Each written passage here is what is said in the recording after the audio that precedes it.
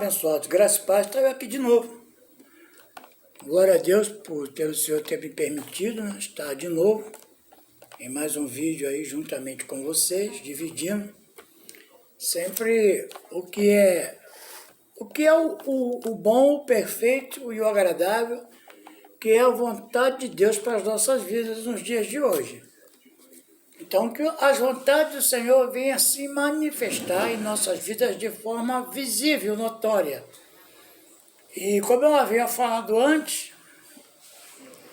e a pergunta que eu faço, o que você está fazendo hoje? Está diante de uma situação que traz angústia, aflição, vergonha ou tristeza? É chegada a hora em que Deus está à procura de verdadeiros adoradores, aqueles que estão dispostos a levantar a bandeira da palavra, irmãos. A palavra da graça, favor e merecido. Lembra do profeta que o Ró havia falado, Elias? Como qualquer outro homem, na verdade, não somos super em nada. A nossa força vem do Senhor, que nos fortalece, que nos dá realmente uma certeza e convicção de que Ele, na verdade, é que nos guarda, é Ele que nos protege, é Ele que nos dá o entendimento da palavra para que nós possamos guerrear ela dia após dia. Não somos super em nada. Somos sim o que somos pela graça de Deus. E graça de Deus, favor imerecido. Totalmente somos dependentes de Deus. Na verdade, irmãos, o que acontece aqui, que nesse caso aqui, em que Elias estava ali esperando, na verdade, o que Deus haveria de fazer naquela situação, ele não estava até então aguardando. Nenhuma esperança havia sido proposta para que pudesse ele acreditar. Pelo contrário, ele fugiu, largou tudo de lado e foi embora, se esconder, achando ele que resolveria toda a situação. Não é nós nos ocultamos ou buscarmos um refúgio, aparentemente, que nós vamos ter a solução, o qual está nos propondo então o Senhor. Diz a palavra, confia nele, o mais ele fará. É confiar em Deus, depositar a sua confiança no Senhor, saber de que dele vem toda a provisão. A gente não pode se alimentar das más notícias, das más conversações, porque Jó, se você for no capítulo 3, você vai ver todo histórico, todo desabafo de Jó, a um ponto de dizer que ele até mesmo o seu nascimento, ele não o vivenciava com gratidão, estava tomado pelo momento que ele vivia, o estado em que ele se encontrava, e ele fala que aquilo que ele mais temia veio sobre ele. Ele já temia essa situação em que ele viveu ali todas aquelas perdas. Você tem uma ideia, ele sacrificava os animais, porque caso acontecesse que algum dos filhos dele blasfemar contra Deus, a oferta em que ele fazia era para Deus perdoá-los. E nós sabemos que o único perdão que Deus não tem, ele não aceita, é a blasfêmia contra o Espírito Santo. Esse Deus não se agrada, não tem perdão. Blasfemar contra o Espírito Santo de Deus, não há. Por isso que a palavra do Senhor diz que os que confessarem a Jesus só confessam se for pela vontade. Se for pela vontade do Espírito Santo que convence o homem dos pecados. Porque se não houver esse convencimento, não tem como haver perdão. Não é a vontade da carne que possa vir a prevalecer, mas a vontade do Espírito. E esse Espírito é o Espírito Santo de Deus que convence o homem dos pecados. Não somos super crentes, não. Nós somos revestidos de toda a armadura de Deus para que nós possamos resistir os dias maus e depois de ter revestido essa armadura, depois de ter colocado ela, que é a palavra, e vestido o capacete, que é o conhecimento, E a espada de 2 gumes que penetra juntos em medula, alma e espírito, é capaz de discernir as intenções do coração. Isso é óbvio. Se você não tiver revestido da palavra, você vai ficar vazio. E não tem como você viver no mundo em que você e eu vivemos se não estivermos revestidos da palavra. Porque senão as más conversações vão nos corromper. E a descrença do povo hoje é fato. É fato. Você vê que o povo sofre porque o conhecimento poucos têm. E quando tem também não fazem uso. E não se coloca à disposição de Deus. Está sempre botando um impedimento. É por isso, por aquilo. Irmãos, ninguém resiste a Deus e ninguém resiste à vontade de Deus. O profeta estava ali, um homem qualquer, como outro homem qualquer. Porém, a diferença que tinha é que ele era a boca de Deus, ele falava por Deus. Ele trazia o conhecimento através da palavra de Deus para o povo que ali estava. Mas muitas vezes o povo incrédulo, um povo que dava muito mais ouvidos às vozes estranhas do que à voz de Deus, por intermédio do profeta. E o que acontece? Elias, ele usou meios, né? Na época, talvez de repente fosse até um afronto. Hoje, a liberdade de expressão e a liberdade de religião, se você for falar algo que de repente venha a trazer um desconforto a qualquer segmento, você responde por um crime. E isso causa dano. A gente não pode viver uma vida preconceituosa. Nós temos que viver uma vida em santidade. Porque Deus não leva em conta o tempo da ignorância. Então nós somos incapazes de julgar ninguém. A palavra é que julga. E como já falei, nós vivemos em um mundo, em um estado, vamos dizer assim, em que o confronto entre autoridades é muito maior do que a preocupação em trazer a resposta. Porque não buscam em Deus a resposta, estão buscando em homens. Em homens que são criadores de males. Então, naquele momento ali, Elias ele confrontou, na verdade, trazendo a evidência de um Deus que era poderoso, mas que, na verdade, ele se manifestou de forma invisível, mas real. Tomou a atitude, então, de fazer com que aquela situação que ele se encontrava, então, fosse de encontro à palavra da verdade. E aí o que aconteceu? Os profetas de Baal todos foram mortos, por ordem de Deus. E o que aconteceu? Ali naquele período em que Elias estava, Jezabel foi e mandou recado a ele, para que ele pudesse saber de que, da mesma forma em que ela recebeu a notícia, ela passou para ele. Disse que uma promessa que ela fez a ela mesma. Ela disse assim, mandou um mensageiro. Diante disso, Isabel mandou um mensageiro, Elias, com o seguinte recado: que os deuses me façam sofrer as piores desgraças se até amanhã, a esta hora, eu não fizer com a tua vida o que fizeste com os profetas. Profetas de Baal. O Deus que Elias... E aí, chama ele aí, clama ele, para ele vir aqui então, queimar a oferta, fazer o sacrifício, fazer o que tem que ser feito. Cadê? Chama ele. Ai, tá dormindo, quem sabe? Deu uma saída, foi dar um passeio. Clama, vai clamando. Elias confrontou ao Deus dos homens que ali estavam, dos profetas, 450 profetas de Baal. E o que aconteceu? Naquele instante ali, houve o quê? Houve a manifestação de Deus. Mesmo diante disso, Elias se apavorou ao saber da notícia. Depois de ter Deus feito o que fez por intermédio dele. Fugiu, largou tudo, inclusive deixou até o seu almoço e foi embora. E assim que recebeu Elias a notícia, versículo 19 diz: o aviso, fugiu para salvar a própria vida, chegando a Berseba, que pertence a Judá, deixou ali o seu servo. Deixou o servo ali e foi embora, como a minha neta fala, dos meus netos. Meteu o pé, vazou. Por quê?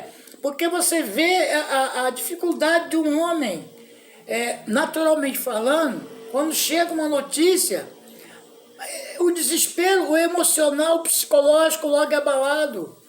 Irmão, se revista da armadura de Deus, para que possas então, estás firme com as astutas ciladas do derrotado, do demônio que está aí. Ó.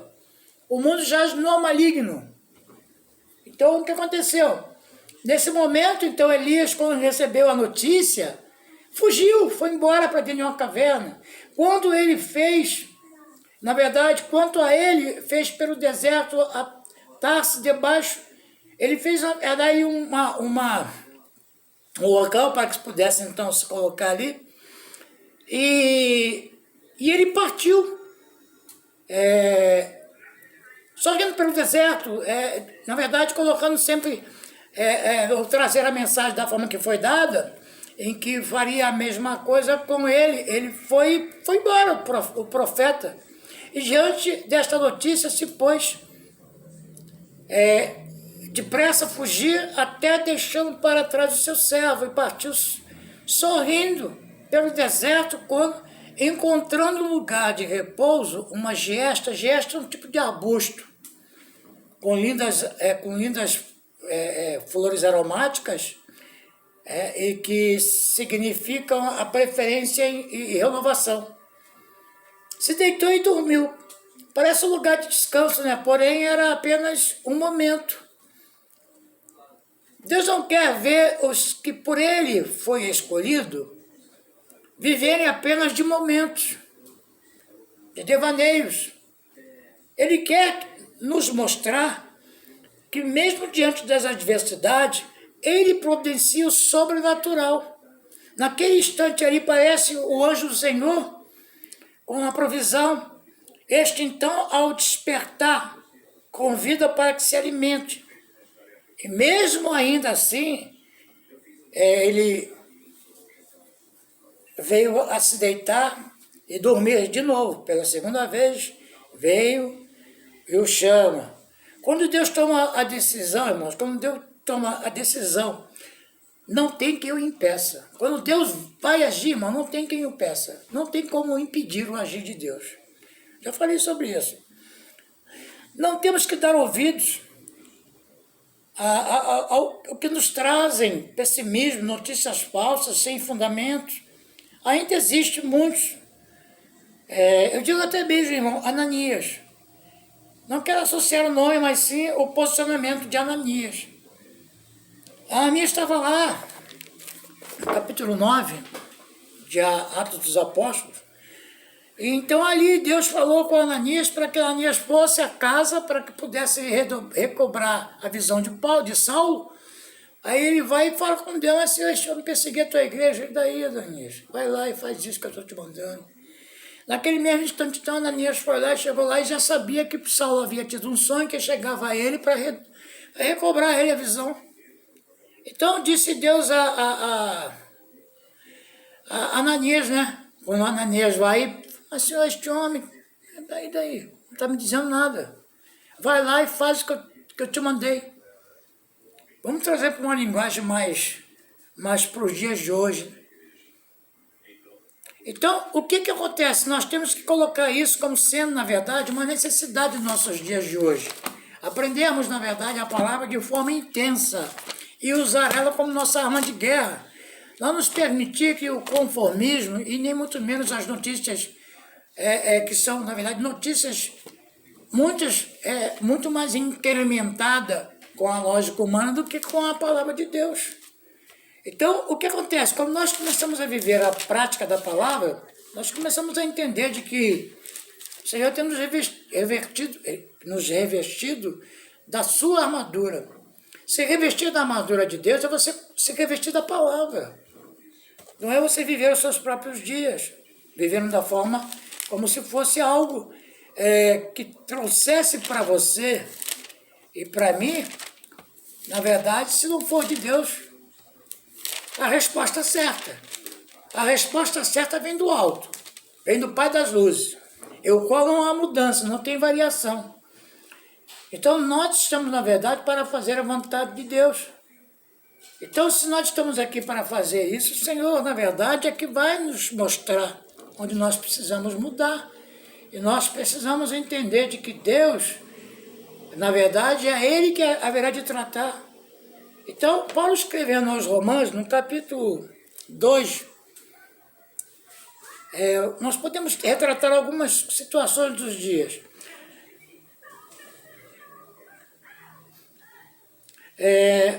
Portanto, diz o capítulo 2, versículo 1 a 8. Portanto, és inexcusável, homem, sejas quem for quando julgas, porque a ti mesmo te condenas em tudo aquilo que julgas no teu semelhante, pois tu julgas, pratica exatamente as mesmas atitudes. Mas nós sabemos que o julgamento de Deus é de acordo com a verdade contra os que praticam tais ações. Deste modo, quando tu, um simples humano, o julgas e todavia praticas os mesmos atos, pensa que de alguma forma escapará ao juízo de Deus? Ou porventura desprezas a imensa riqueza da bondade, tolerância e paciência, não percebendo que é a própria misericórdia de Deus que te conduz ao arrependimento? Entretanto, por causa da tua teimosia e do teu coração insensível, que não se arrepende, acumulas ira sobre ti no dia da ira de Deus, quando se revelará plenamente o seu justo julgamento. Deus retribuirá a cada um segundo o seu procedimento. Ele concederá a vida eterna aos que, perseverando em fazer o bem, buscam glória, honra e imortalidade. Por outro lado, reservará ira e indignação para todos que se conservam egoístas, que rejeitam a verdade e preferem seguir a injustiça. É o que acontece hoje. Nós temos que nos posicionar, nós temos que nos colocar em uma posição como estrategistas. Sabemos que está aí hoje a doença, mas e a cura? A cura é a palavra, é o que você vai aprendendo no dia a dia. Deus vai capacitar o homem e dar a ele inteligência para que ele venha criar, então, uma vacina preventiva, que haja, na verdade, em função de nos trazer a restauração dos nossos órgãos, por intermédio vamos dizer assim, né, dos nossos, a nossa saúde, os nossos anticorpos possam se reproduzir de forma a não deixar-nos debilitados com a doença, mas sim nos fortalecendo de forma interna. Que a palavra do Senhor seja, na verdade, uma cura para os nossos corpos hoje mortais e que o nosso homem interior venha nos renovar e que o nosso exterior não se corrompa. Mas se porventura vier a se corromper, o interior, contudo, se renova. O amor a Cristo, irmãos, está acima de qualquer entendimento. Ninguém amou assim de forma aleatória ou amou porque Ele primeiramente que nos amou, para que nós pudéssemos então amar a Ele. Então, em 1 Coríntios 15, 33, 1 Coríntios 15, 33 diz assim a palavra: glória a Deus.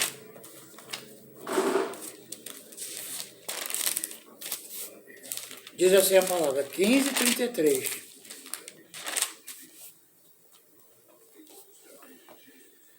Não vos enganeis. As más companhias ou as más conversações corrompem os bons costumes. 34. Como justificados que sois, recobrai o bom senso e não pequeis mais, porque alguns ainda não têm conhecimento de Deus. Declaro isso para a sua própria vergonha. O que acontece? O povo vive aí numa expectativa muito mais apavorante, né? Vive dentro de uma, vamos dizer assim, uma vida de propósitos, uma vida focada nos seus objetivos, e esquece de principalmente buscar em Deus a resposta, quando a resposta está bem clara. As más conversações corrompem os bons costumes. O que tem que se alimentar, irmãos, não é do ouvir vozes estranhas, não é dos noticiários. Temos que nos alimentar da palavra. E a palavra de Deus, ela é rica, ela é eficaz, ela é viva, ela nos traz o entendimento para que nós possamos, então, guerrear os nossos dias. Cabe o seu dia, o seu próprio mal. Hoje, graças a Deus, o Senhor nos deu mais uma oportunidade. Amanhã vai ser uma outra oportunidade, assim será uma outra oportunidade. O nosso desejo hoje, irmãos, é que haja o entendimento desses homens, desses governantes, para que eles se ajustem com o propósito de trazer, embora que sejam homens naturais, não compreendem. E o que acontece? Eles não entendem. Mas o profeta ouviu uma mensagem perturbadora. Elias ouviu uma mensagem: Jezabel vai te matar. Falou que ia fazer a mesma coisa que ele fez com os profetas. Imagina, estraçalhar-lhe todo. Não vamos atentar, na verdade, a Deus, óbvio. Não podemos atentar a Deus. Eu estou tranquilo. Aí você vai num determinado lugar, com uma aglomeração de pessoas que não estão preocupadas em a prevenção, se cuidar, vai num ambiente que, na verdade, é um ambiente próprio, propício para a disseminação, né? A infestação, a contaminação do próprio vírus que ele vem no ar. Seria você, na verdade, se portar como um insensato, um louco. Então, tudo tem que ter ordem e decência. Você não vai num lugar, você está vendo que está com muita aglomeração, não chegue próximo, não chegue perto. Eu acho um absurdo, uma hipocrisia. Black Friday. Irmãos, o mercado extra aqui estava lotado. Black Friday num momento de pandemia, isso aí é um absurdo. Aí depois acabou a eleição, acabou a política, o Black Friday, agora voltou de novo aos noticiários. Tá vindo a segunda onda, tá vindo... Meu irmão, já viu o filme A Quinta Onda? Vai ver esse filme A Quinta Onda, para você ver. É interessante, tá? Você vê a destruição ali de um ponto em que é uma questão de tempo. A natureza, por sua vez, ela já vem respirando com dificuldade. Está vivendo, na verdade, as suas anomalias criadas pelo próprio homem. Homens indoutos, inconstantes, soberbos, presunçosos, criadores de males, gananciosos, querem mais, estão sempre dispostos a falar, mas não estão dispostos a ouvir. Querem fazer o seu próprio governo, não querem se submeter a um governo que é o governo de Deus, que é um governo teocrático, que é o governo que nos traz a paz que excede todo entendimento. Não querem se submeter às vantagens mundanas e vivem do jeito que vivem, uma vida de altos e baixos. Vivem em meio a tantas situações que até mesmo eles não se entendem. É uma guerra política, uma guerra ideológica, uma guerra partidária, e se esquece de fazer o papel dele, que é de um governante, que é de governar, de impor realmente as suas necessidades de forma onde haja o consenso. Pelo contrário, eles querem se eternizar, querem fazer, na verdade, eles serem os caras. Irmão, só tem um que foi o único que veio à Terra em forma de homem e foi perfeito, Jesus. 100% homem, 100% Deus, não tinha pecado, não tinha nada, não foi concebido no pecado, era totalmente santo na sua carne. Ele não tinha nada que pudesse ter como transgressor, porque era pendurado na madeira todos aqueles que eram malditos. Maldito era todo aquele que era pendurado na cruz do madeiro. O nosso posicionamento, irmão, quando se refere à cruz de Cristo, Nós não podemos pela cruz de Cristo como de forma simbólica, nos trazendo a evidência de um Cristo. Não, nós temos que viver o Cristo, um Cristo ressurreto, não um Cristo numa cruz, ou uma cruz até mesmo como sendo um símbolo. Ah, aquela cruz está vazia, mas e o que está dentro? Na verdade, é o que está em você, que é o Espírito Santo de Deus que nos foi dado por promessa. Efésios 1,13. Depois de teres ouvido o evangelho da vossa salvação. Quem é o evangelho da vossa salvação, irmãos? Não foi a palavra que Deus trouxe ao apóstolo Paulo para nos pregar nos dias de hoje? Nos trouxe Cristo. Então, o que nós temos que vivenciar hoje é Cristo. A palavra da graça de Deus, que é o próprio Cristo. Então, nós temos que colocar isso de forma onde todos vejam Cristo em nossas vidas. Então, nos trazer a nos trazer o entendimento de forma clara. A confiança em Deus, irmãos, ela nos dá um avultado galardão que significa prêmio. E este prêmio é, na verdade, o Senhor que nos deu a sua própria vida. Ele deu a vida em favor de muitos. Deus amou o mundo de tal maneira que enviou seu Filho unigênito para que todo aquele que nele crê não pereça, mas tenha vida eterna. O que crê vai ser salvo, irmãos. O que não crê já está condenado. Agora não somos nós que vamos julgar as pessoas, como diz a palavra, né? Como diz lá em Romanos, em capítulo 2, versículo 1 a 8. Não somos julgadores de ninguém, não somos... Quem julga é a palavra, não somos nós. Na verdade, o profeta ele ouviu a mensagem, mas ele ficou tão atemorizado, tão preocupado, que ele acabou fugindo. Perdeu o raciocínio. Não temos que atentar a Deus, como eu já falei. Mas isso não seria, de fato, tentar a Deus. Quando ele se coloca realmente na posição de um profeta, para lutar diante das adversidades, ele não está, na verdade, tentando a Deus. Ele está colocando a palavra de Deus como a sua arma de guerra. Então, o que acontece? O confiar em Deus, muitos ainda vivem de seus conflitos internos e se acham incapazes, impossibilitados, estão sentados, deitados, prostrados diante das dificuldades. E eu desejo neste dia de hoje, irmão, em diante, para que possa você dormir no hoje e acordar no amanhã.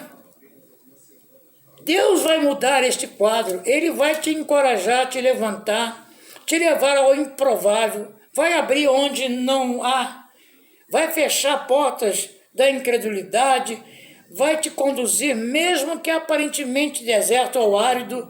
Deus vai te mostrar que vale a pena confiar. Sua fé não está firmada. A sua fé não está firmada em obras. A sua fé não está firmada em circunstâncias. Não é o que você esteja vendo. Você tem que acreditar para que possa, então, manifestar-se a palavra. Para que se possa, então, manifestar as coisas que são, aos teus olhos, pareça ser impossível, mas não aos olhos de Deus. Então, saia dessa zona de conforto, irmãos. Mesmo que você não vá para a igreja de forma física, mas que você esteja de forma espiritual. Se coloque realmente à disposição de Deus. Faça a obra do Senhor como um bom evangelista. Maneje bem a palavra. Não tenha vergonha. Use ela como sendo arma de guerra. Não se conforme com o mundo. Paulo escreve e diz isso. Não vos amoldeis, diz a palavra. Não vos conformeis com este século. Em Romanos 12. Olha, diz o Senhor, e não vos 12:2, 12:1. Portanto, caros irmãos, rogo-vos pela misericórdia de Deus que apresentais o vosso corpo como um sacrifício vivo, santo e agradável a Deus, que é o vosso culto racional.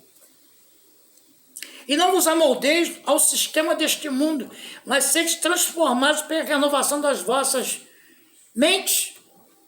Irmãos, o nosso coração é a nossa mente. O coração do homem aqui dentro, irmãos, esse coração aqui, ele é enganoso.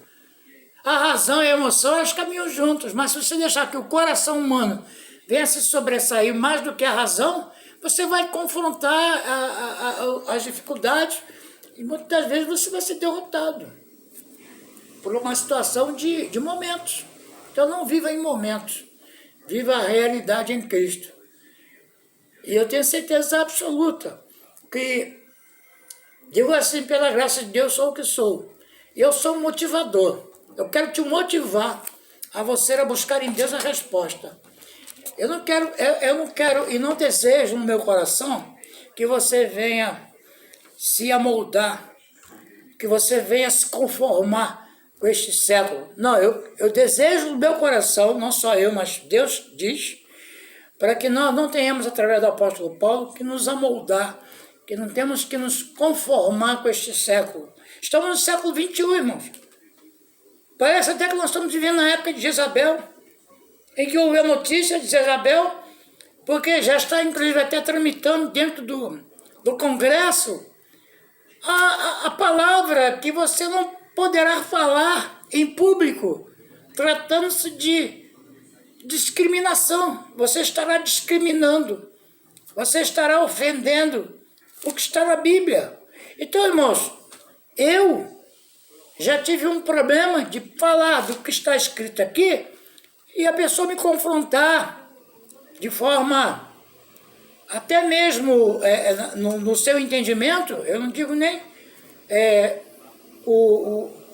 a questão da simpatia um pelo outro. Não, notoriamente a recíproca é verdadeira, tanto de um lado quanto do outro. A gente se respeita. Mas só que o entendimento, às vezes, por se tratar de algo tão mais profundo, como Pedro diz, né? Tem coisas, pontos difíceis, que o nosso irmão amado, o apóstolo Paulo fala, que nos traz certo desconforto. E se você for ver a trajetória de Pedro, Pedro tem uma trajetória que foi muito oscilante. E outra coisa, existem coisas escritas na Bíblia e coisas que são evidenciadas como interpretações de textos. Eu vou entrar depois nesse detalhe. Nem tudo que está escrito, que você ouve fora do que está aqui, é o que de fato aconteceu aqui. Então tem muitas coisas que tem que se buscar o entendimento, como os irmãos de Bereia faziam, anotar e buscar. Eu busquei entendimento nisso aqui para falar depois sobre esse assunto, em que eu vou falar. Então eu quero, nesta noite de hoje, dizer a você que as más notícias, elas vêm com ferocidade. As notícias que chegam ao nosso conhecimento é de estar vindo uma segunda onda. Irmãos, a notícia que eu vos trago esta noite é: Jesus Cristo está voltando. Jesus Cristo está voltando. Mas Ele está voltando para os seus. Porque, na verdade, mesmo que porventura, alguns que ainda resistem, eles, na verdade, resistem por um período, por um determinado tempo, em que o Senhor haverá de dizer a ele, a respeito do que ele fez, seja aquilo que ele estiver fazendo ou não. O Senhor diz que é pedras preciosas, é ouro, é prata, é palha, é feno e é madeira. Isso se refere-se às obras. Tudo que você fizer, não é que você seja salvo por elas, porque a palavra do Senhor diz em Efésios 2,8 que pela graça sois salvos por meio da fé. O que diz a respeito disso, como você está vivendo uma incredulidade, não é a incredulidade que foi nascida ou talvez de repente passada para você, não.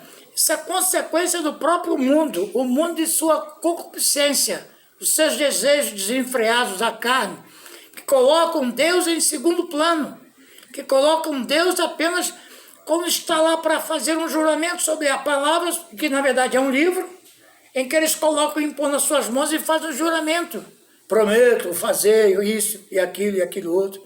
E quando você vai ver, no decorrer dos anos em que eles vão se aperfeiçoando no que está na legislação E às vezes muitos deixam a desejar, vivem, na verdade, no seu raciocínio, lógico, animal e diabólico, que é o que se refere ao conhecimento humano. Coloca as suas mãos sobre um livro fechado e quando declaram que vai fazer e jura fazer isso, aquilo, e quando na verdade não fazem. Deus não leva em conta o tempo da ignorância. Deus não leva em conta este tempo.